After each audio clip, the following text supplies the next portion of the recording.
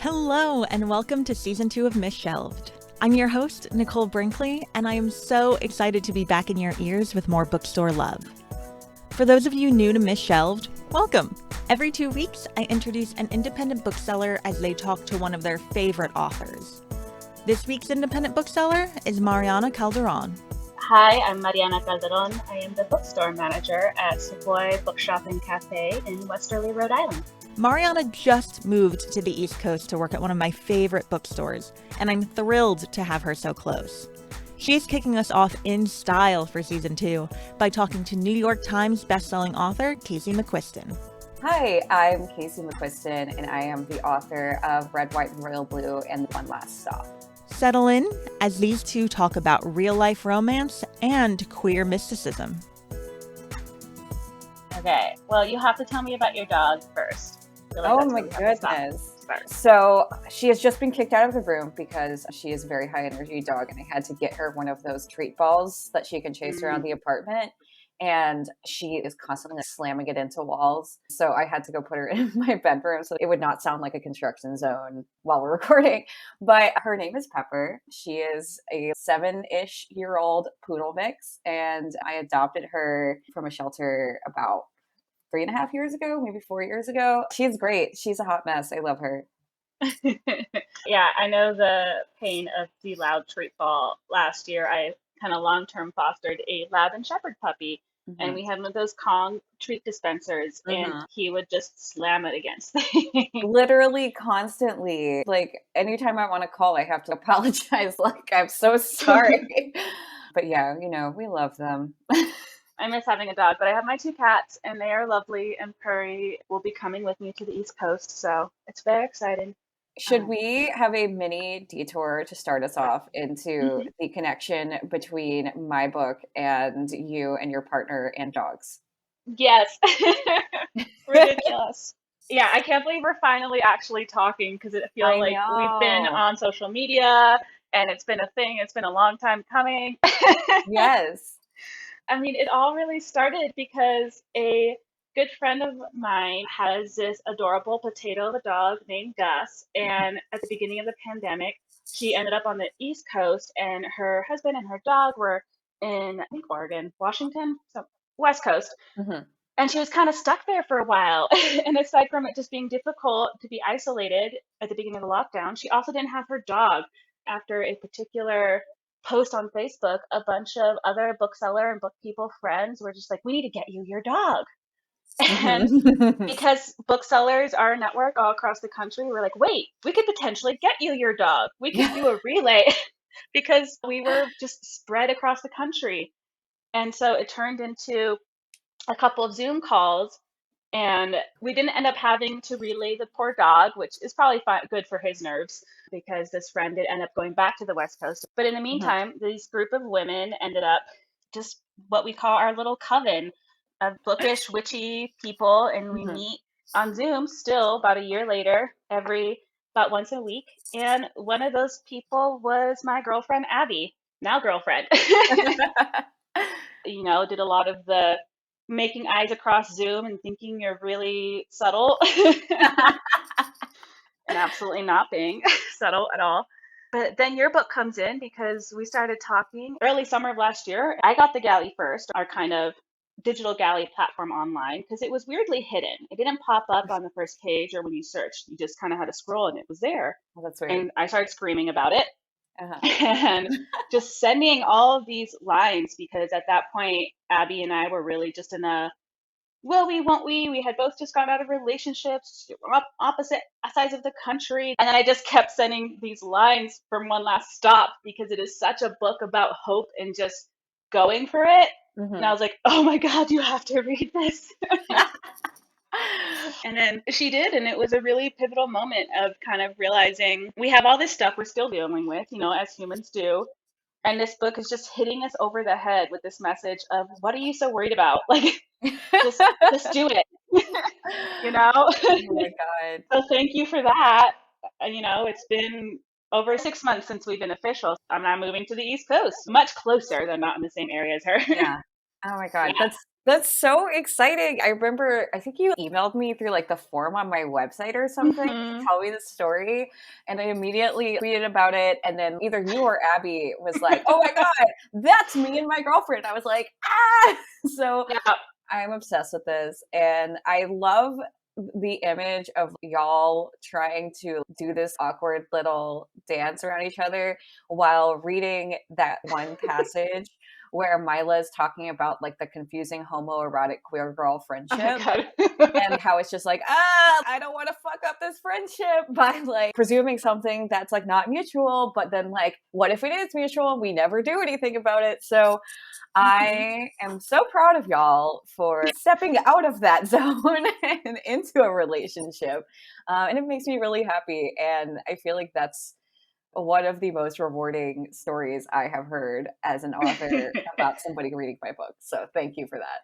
I didn't expect you to tweet, which was not a problem. But Abby and I are very good, especially early on when we thought we were still being subtle and not that like mushy online. We'll check in. Like I tweeted a thing. Is that okay? Uh-huh. Because people have different boundaries for online life. We're pretty much on the same page.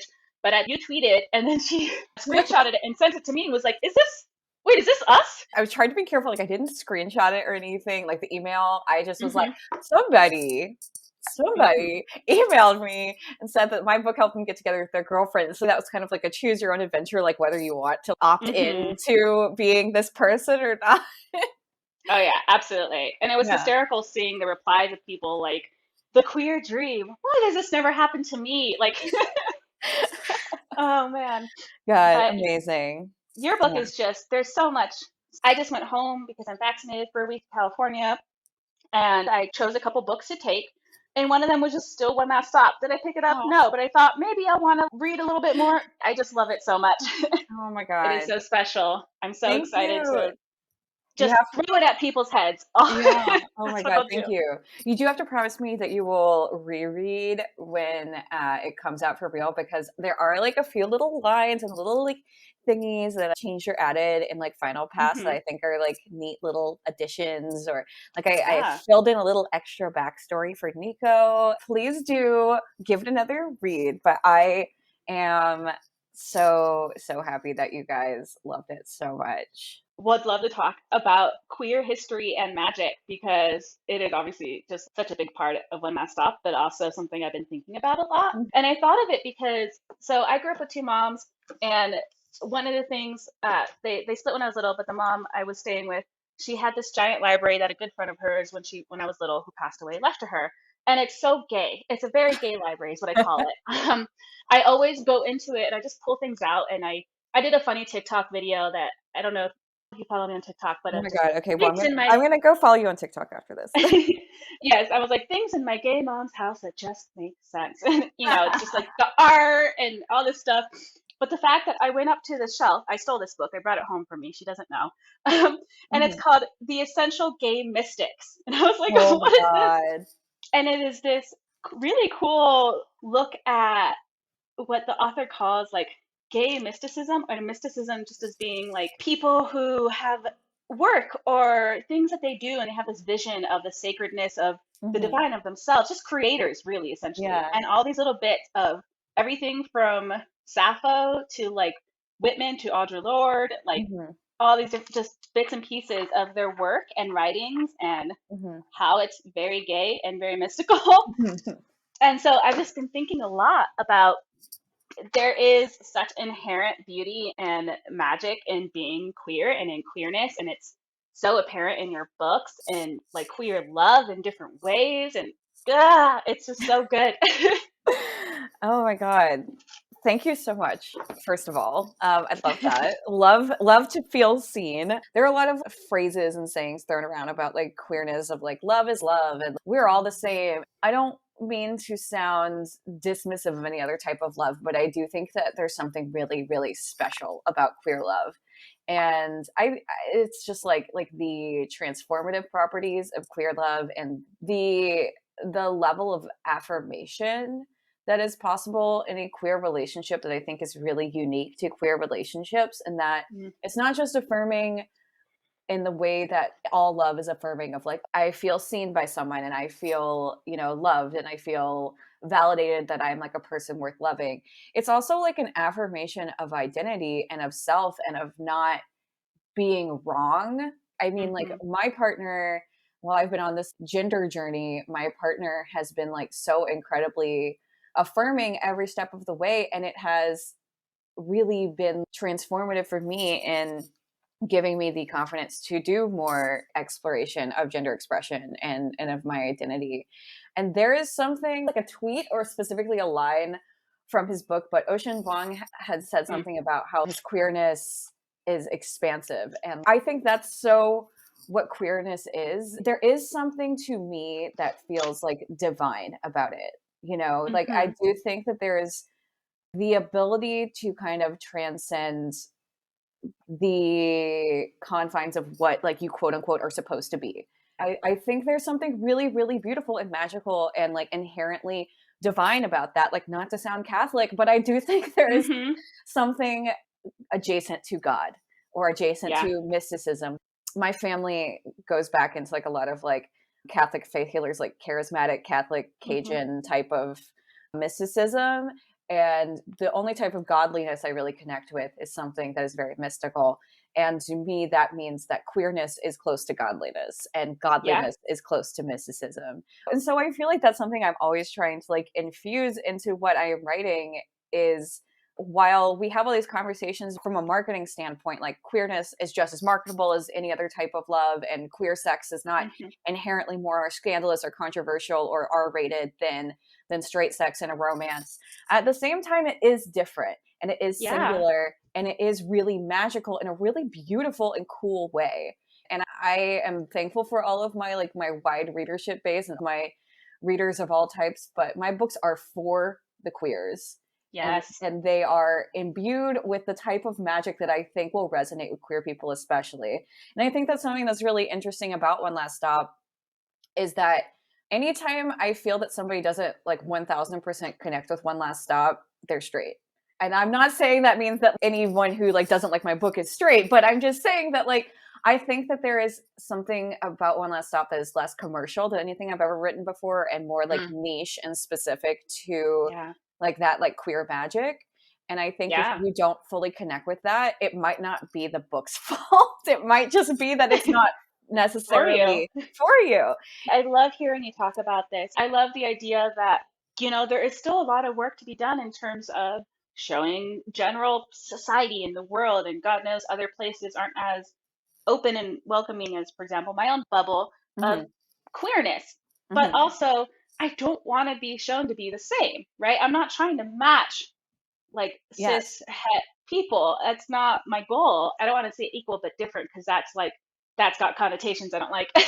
No, but I have this conversation with my partner all the time because my partner does a lot of like DEI work, and we talk a lot about like what is equity, and like equity isn't really everyone being the same or everyone being treated the same. It is like a recognition. I feel like for me, the significance of queer representation in fiction and in having stories like this is not to prove that we are just like everyone else. It's to prove that like this is like a singular experience and it's really valuable and it's really beautiful and it's something that is worth celebrating, even if not everyone gets it. Yep.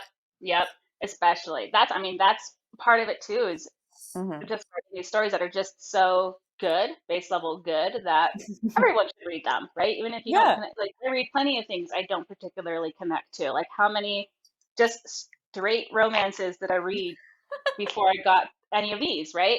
I just love this idea of, you said about queerness being divine, and I've got another book for that because I also kind of I'm a practitioner. I do some magic stuff. And it has become both a way for me to connect with my own heritage. I am Latina. You know, there's a lot of culture and heritage there in curandismo and brujeria, but also it's been so interesting to see magic, witchcraft, whatever one wants to call it, connect to the queer community. I feel like that's like something that's so intertwined, because I started reading this book called Queer Magic by Thomas Power, and it's LGBTQ plus spirituality and culture from around the world.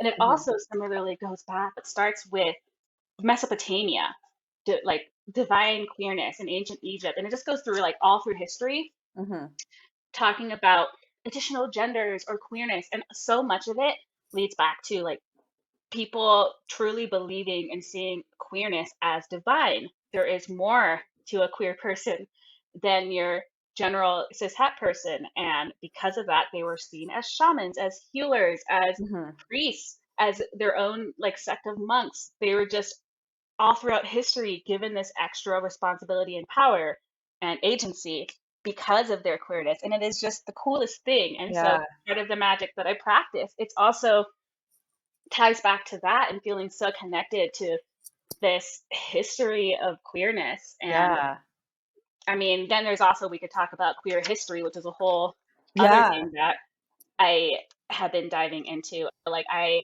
read Like a Love Story by I literally have it on my shelf by Abdi. Yes, I have that on my shelf. It's such a good book.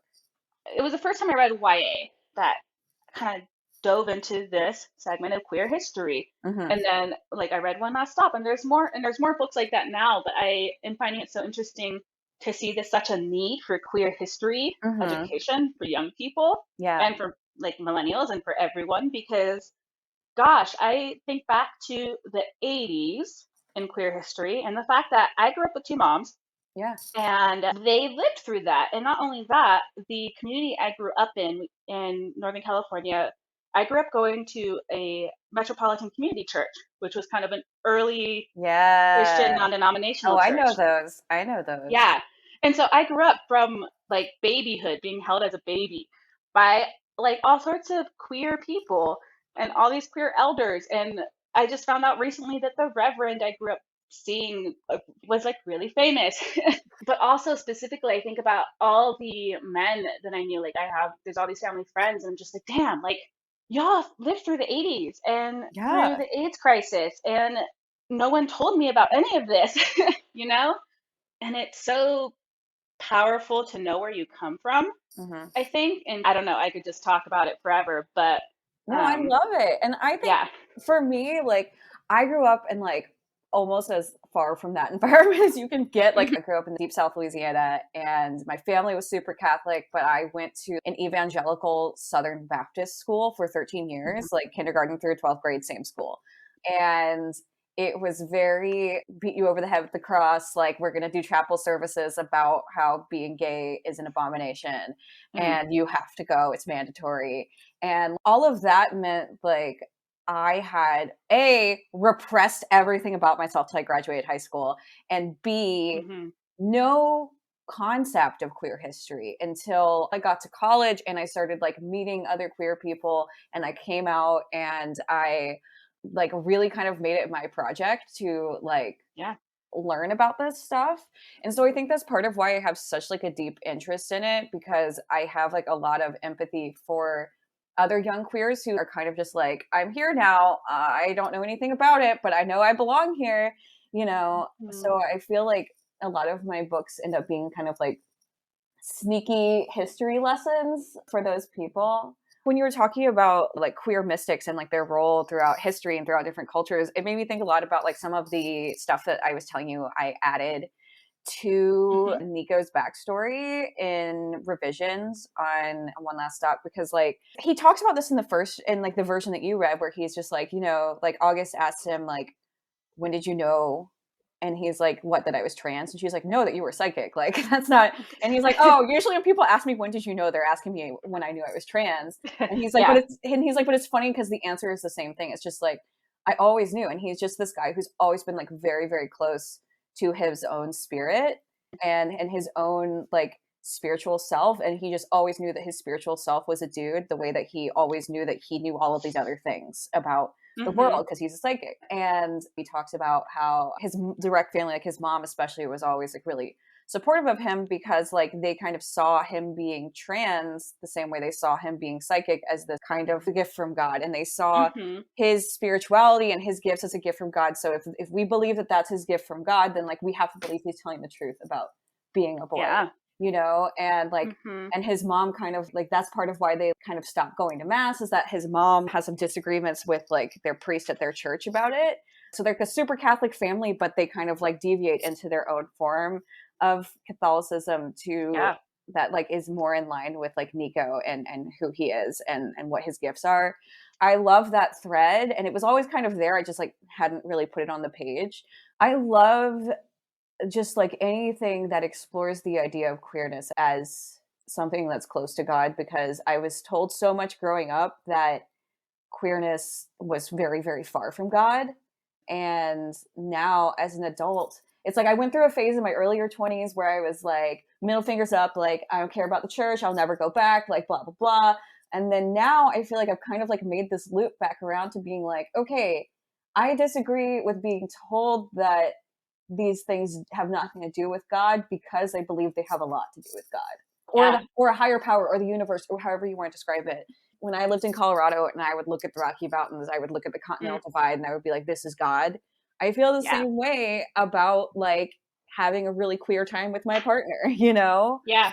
Queerness is just so inherently beautiful. And I say this as someone who came into it later in life as well, because the funny thing is, despite growing up with two moms, I just had this realization on TikTok the other day. Somebody finally phrased it for me, because I identify as bi, but I didn't really come out even to myself as bi until probably mid 20s, even though in my head I was just like, well, you know, girls, they're cool, but like I'm straight. And I'm like, how this make, I know that there's a whole bunch to talk about in terms of bisexuality and bi-erasure and the way that women often do come to it later for a whole slew of reasons. However, in my case, the way this person phrased it was the way I saw women being desired was the way it was portrayed in society, which was the way it was portrayed for men. Because my parents split when I was little, and I never saw this, like how women desire women, or just how just not men desire women. And so, of course, whatever feelings I had for women at the time, I was just like, oh, we're just friends. She's just really pretty. This is I just want to be her friend. Friendship is. Yeah.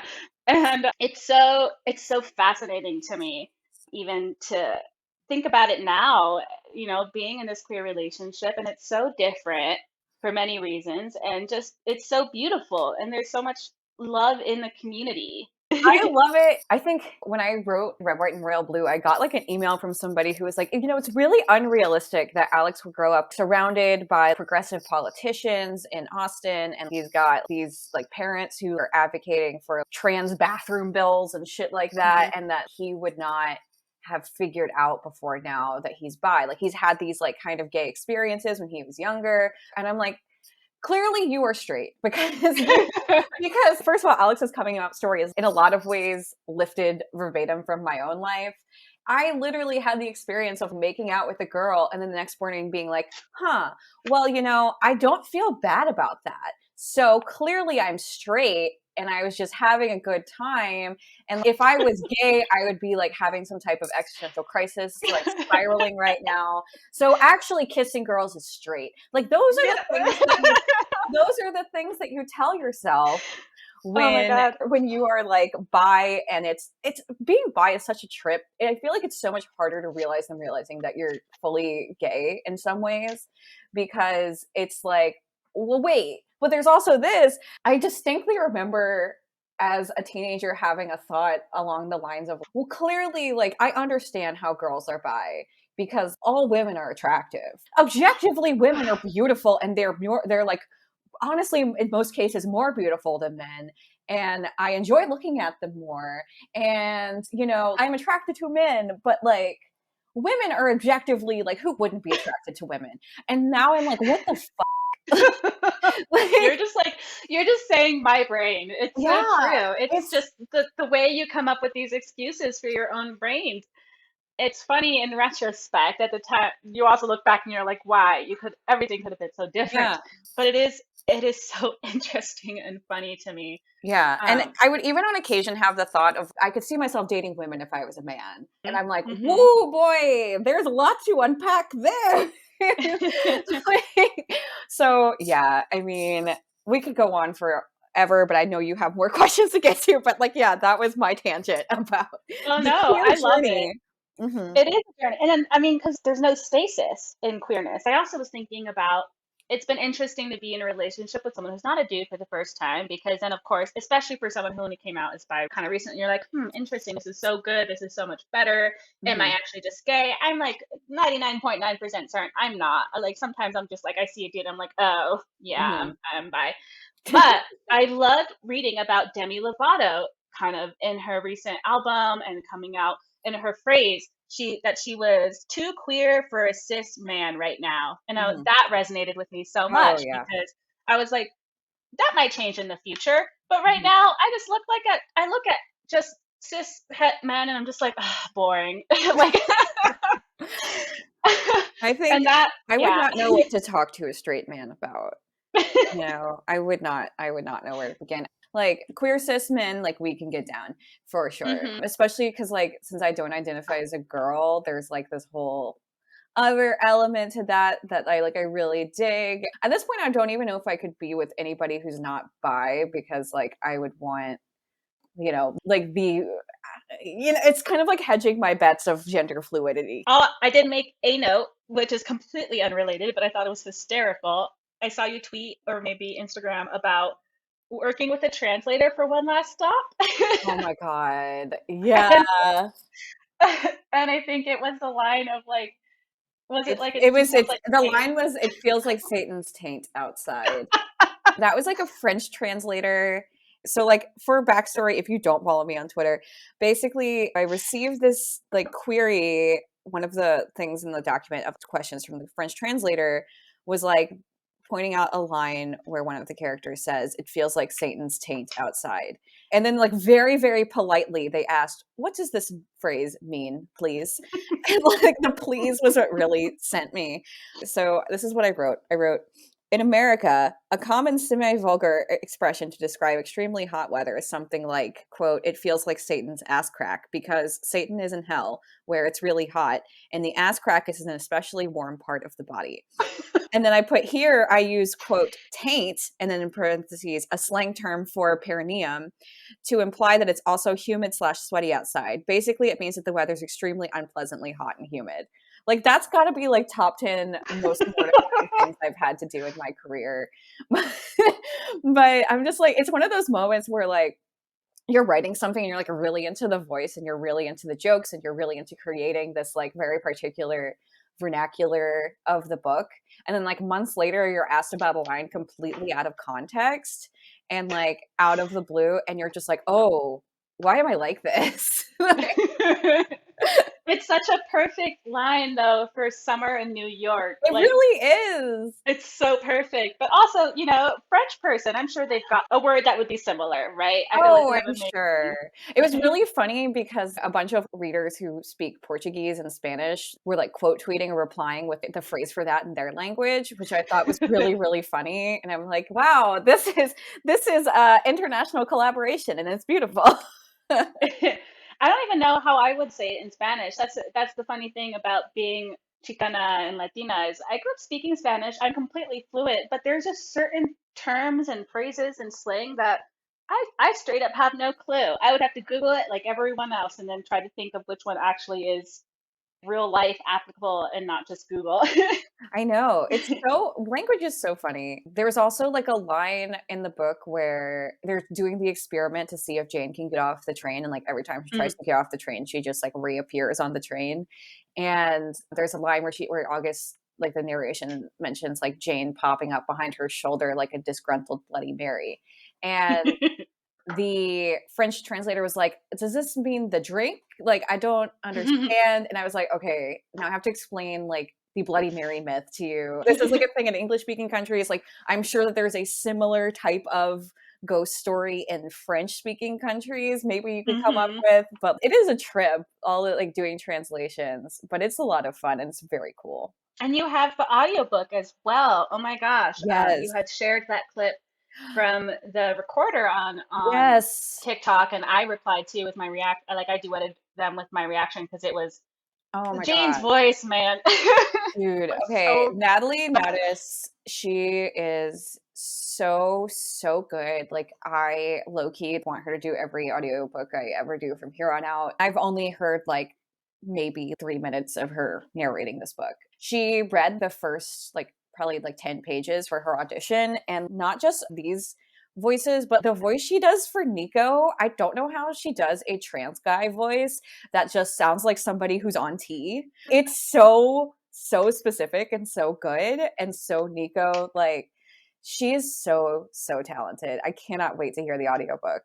I know. This is truly one of those books, like, I'm going to read the hard copy when it comes out. I'll probably order it from Books Are Magic so you can write something silly in it. And I mean, this is the last time I read a book in this many ways was probably Gideon the Ninth. Oh my God. Also an amazing audiobook. Oh, yes. Also so good. That narrator is also amazing. She's done a couple things I really love. Yeah. There's literally probably, I would guess, like 30 different characters in that book, and she does different distinctive voices for every single one of them. And like the voices she does for the horrible teens from the Forest. The teen? Yes. Oh my God. No, Magnus, no. It's so good. I mean, voice actors and audiobook narrators are just so incredibly talented. I got to know Mary Robinette Kowal when I worked in Chicago at a bookstore, and she's done a bunch of audiobooks as well as just, she wrote the Lady Astronaut series and other books, and as a very cool lady. And just hearing her process for audiobooks and how she records them has been so interesting. I could never be a voice actor in that way. My brain skips over my words in the way that I think too much. I would not be patient enough. But yeah, I feel you. My good friend and soon-to-be manager, Kelsey April, and her girlfriend Becca, a while back at a panel, were talking about the story of their meet cute, which was bookseller meets librarian, makes eyes over the counter. And I think you were in that chat for the queer YA panel for booksellers.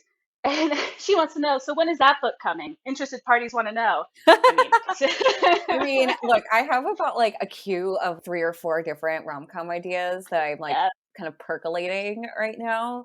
So I will add it to the queue for sure. I have one more for you. Yeah. A friend of mine recently inherited a journal of a great aunt who was known to be a lesbian in the South, and has been kind of writing it out and transcribing it. And there was a moment she just looked at where this person was talking about being out of college and staying up really late and talking all night with Evelyn, and they're so close. And she kept thinking it was the youngest sister Evelyn. You know, they're just really close still. And then she realized, no, youngest sister Evelyn wouldn't have been born yet. Oh my goodness. And they were roommates. So it was basically this like lesbian in college romance. And then there's all this stuff about having to leave to go make money and not wanting to leave the college. And like just in the, I don't know, 1920s, right before the Great Depression. And it's just, holy shit. Yeah, it's a really cool project that she's working on, transcribing this journal that she had never known until it was given to her. This like ancestor that was just so gay. You look back on the lines again as now with the knowledge that this was not youngest sister Evelyn. And they're just like, we slept in all day and stayed up all night talking. Oh boy. And it's just like, when that's big, little sister is very different than, oh, that's not a little sister. Oh yeah. And that's just awesome. Just this historical, beautiful historical romance. I love it. I love that. Oh my God. Is there anything else you want to talk about with One Last Stop? Well, I know you've been taking the book on a field trip around the city. I have. How's that been? It was really fun. Like before I started writing, like one of my research things that I did is I came to the city a couple different times and literally rode the queue from one end to the other and took notes on this is what every stop looks like, because I needed to know, like, is it above ground or below ground between each stop, because like the queue actually does a lot of going up and down and up and down, and especially through Brooklyn a lot of it is above ground. So you can't be like, oh, they're in deep Brooklyn and they're going through a tunnel, because they're not. They're on elevated tracks, you know? And you need to know that because New Yorkers will come after you and they will correct you. Yeah. Yep. I hadn't revisited that trip, that like, you know, kind of trekked up and down the line since I finished the book. And so this was my first time really like taking the girls on a journey to visit all of these locations that are mentioned in the book, like, you know, the Parkside Avenue station, like the Coney Island station, like the Manhattan Bridge, which is, quite the important location in the book. And it was so cool. And it made me pretty emotional. Like, this book is just like really important to me.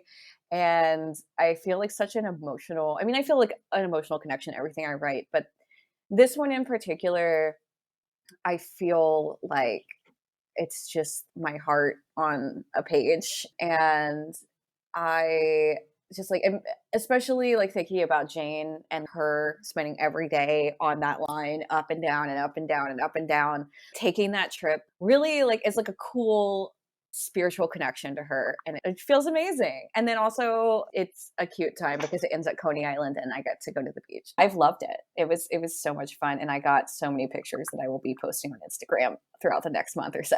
Yes. Yeah. Man, I haven't been to New York since I was in college. I went to college in Maine. And like many people on the East Coast know, depending on where you're living, the cheapest way to fly into that area is always going to be Boston or New York. And then you just bus or train somewhere. And so I would fly into New York. I just remember loving, like, I'm this Northern California kid learning to take the subway. I loved it so much. And I spent a decent amount of time all over New York because I really would spend just like a week or so every time I flew in and out from school. But I also really now miss Chicago. Like the L is such a different feel. I don't know if you spent much time in Chicago, but that is also actually. Ugh. It's funny because people who are from New York or have lived in New York for a long time, when I pitch this book to them, they're like, the subway? And I get it. I live in New York now, so like I get it. Like, there's not very many moments in the subway where I'm like, this is sexy. But I think I'm from like a part of the country that does not have a lot of public transit, especially not like underground trains. And I don't think people who are from here understand like the magical properties and the way it feels so magic to walk down into like the belly of this huge city that feels like the center of the universe and just disappear underground and then pop up somewhere else. And now you're like in Manhattan. And that was kind of what started this whole idea for me, was going to New York and riding the train and being like, this feels like the closest thing you can get to like disappearing into liminal space and reappearing somewhere else, like teleportation. And I know that it is literally just public transit, but it does feel magic to me, or did, when it was something I had never done before, hadn't done very much. The origin of this story was literally just like 3 words that came to me in the bath after a trip to New York. That was like magical subway lesbians. That was kind of where it came from. And so I feel like that is my 3-word elevator pitch for this, even though August is bi. I think it's so funny because I'm bi and I write books with bi protagonists, but they always get described as like gay or lesbian, which is not inaccurate, and I'm fine with that because One Last Stop is a lesbian rom-com, but I'm always like, what do I have to do to write a book that will be described as bi? Yep. So I'll figure it out one day. It's beautiful. Yeah. Well, where can we find you online, Casey? Yeah. So I am on Twitter at Casey_McQuiston. I'm not there as often these days because I am trying to log off and do more work, but I am there. And then you can also find me on Instagram at Casey.McQuiston, and then on TikTok at Casey McQuiston, and on my website, which is CaseyMcQuiston.com. Cool. And I'm not nearly as interesting, but you can find me, Mariana, on Twitter at ScampNeoRoxy. This is so much fun. I feel like we could do our own podcast about queer mysticism and divinity.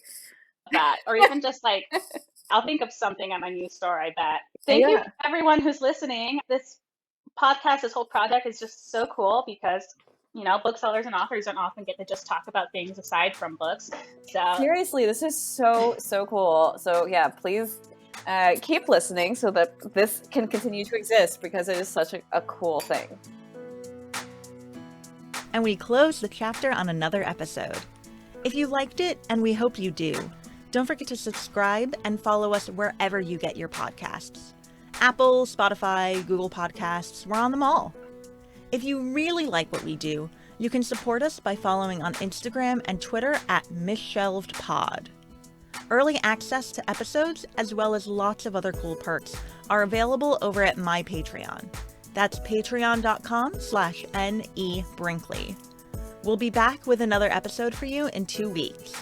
Until then, happy reading!